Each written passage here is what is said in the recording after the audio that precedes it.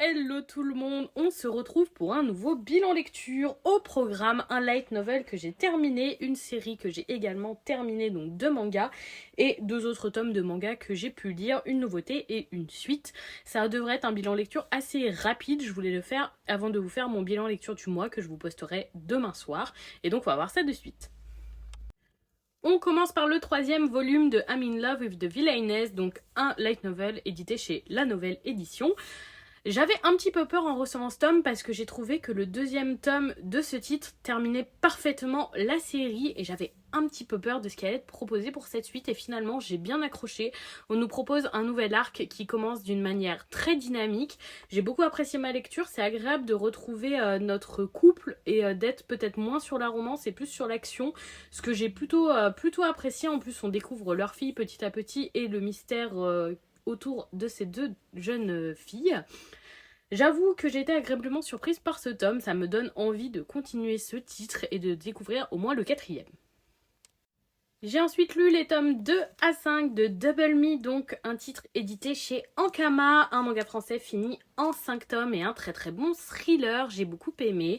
Je vais vous parler surtout, j'ai un peu segmenté ma lecture, déjà on va parler des tomes 2 et 3 qui permettent d'un petit peu mieux découvrir l'univers et notre personnage principal. On a plusieurs intrigues qui viennent se recouper, la première c'est vraiment le meurtre de la meilleure amie de notre antagoniste et on se rend compte que notre antagoniste est finalement une sociopathe, une folle comme on dit généralement, qui n'hésitera pas à perpétrer plusieurs meurtres lors de cette lecture.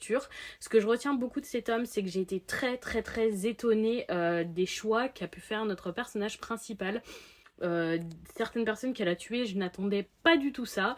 Et en même temps, on développe petit à petit une intrigue autour d'une IA, mais dans cet homme, ça reste assez secondaire pour le moment, même si on sent que ça va vite recouper notre récit principal. Le quatrième tome était vraiment très intéressant, également une fois de plus très étonnant. Ce que je retiens de ce titre, c'est l'originalité du titre. Là, on découvre beaucoup plus l'IA et comment une IA qui permet vraiment d'imiter les humains peut carrément prendre le contrôle, donc les limites de tout ça, etc. Encore une fois, beaucoup d'étonnement dans certains événements de ce tome. J'ai beaucoup apprécié. Et le cinquième tome, un petit peu déçu par certains points, mais c'est vraiment du chipotage à ce stade parce qu'il faut retenir que j'ai totalement adoré ce titre. Je regrette deux choses, c'est que notre protagoniste, finalement, on met totalement son côté sociopathe de côté pour la quête de cette IA, pour détruire cette IA, et c'est dommage que d'un coup une personne complètement dingue mette sa folie de côté pour le bien de la population, entre guillemets. Ça faisait un peu bizarre.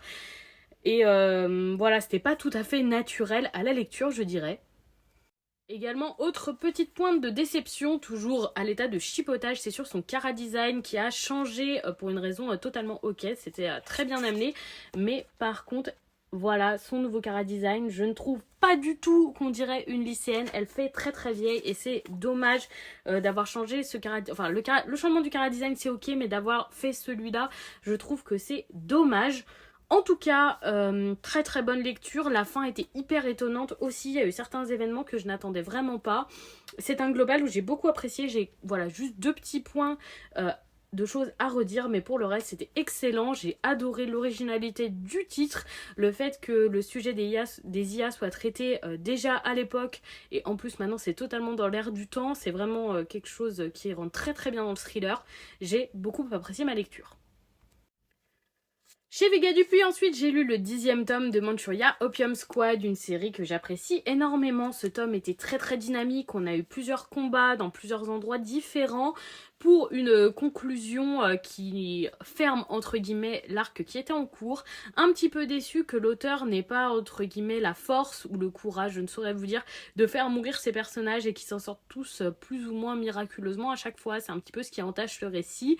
Malgré tout, c'est un très bon titre, j'apprécie beaucoup nos personnages, j'apprécie aussi l'univers qui se passe donc en Mandchourie et autour du trafic d'opium. C'est très intéressant et j'apprécie beaucoup l'univers de ce titre ainsi que les personnages qui sont très divers et variés. Il y a juste ce petit point qui vient entacher le récit, mais pour le reste c'était encore un tome super agréable et j'apprécie toujours autant cette lecture.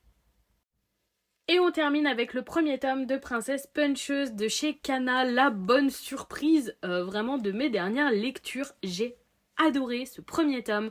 On a enfin une héroïne forte et qui ne se laisse pas faire. On ne retrouve pas du tout les traits de caractère des héroïnes japonaises qu'on peut avoir en général. Elle fait très européenne finalement.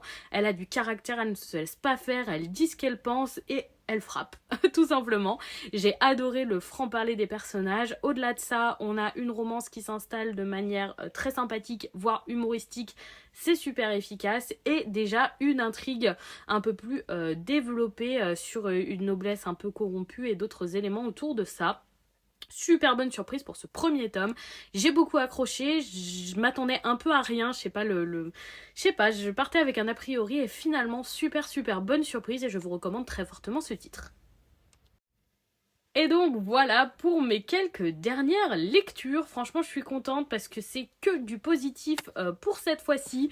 Pas de lecture que je regrette et pas de série que j'arrête non plus.